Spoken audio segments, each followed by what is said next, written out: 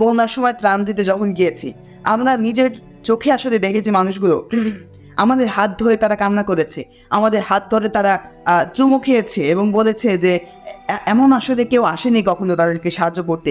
আমরা এবার সবাই যেমন ঝাঁপিয়ে পড়েছি একসাথে, তাদেরকে সাহায্য নিয়ে গেছি, তাদের কাছে আমরা আমাদের সর্বোচ্চটুকু বিলিয়ে দিয়ে আমরা সাহায্য করছি, প্রত্যন্ত অঞ্চলগুলোতে আমরা গিয়ে সাহায্য করছি।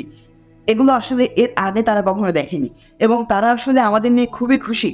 তো আমরা ছাত্র হিসেবে এত উচ্চ পর্যায়ে এত সম্মান মানুষের কাছ থেকে পেয়ে সেই সম্মানকে যদি নিজের দোষে হারিয়ে ফেলি, তাহলে সেখানে আর কারো কিছু বলা থাকে না। দর্শক, কথায় আছে পয়লা ধুইলে কখনো ময়লা যায় না, তবে কথাটা পয়লার জন্য সত্য হলেও ময়লার জন্য কিন্তু সত্য নয়। কারণ আমরা চাইলেই ঝাড়ু ব্যবহার করে কিংবা পরিষ্কার কারককে ব্যবহার করে আমরা ময়লা খুব সহজেই দূর করতে পারি। সুতরাং কয়লা থেকে ময়লা দূর না হলেও আমাদের মনের যে ময়লা, এই মনের ময়লাটাকে দূর করতে হবে। আর মনের ময়লা দূর করতে পারলেই তবেই হতে পারবো আমরা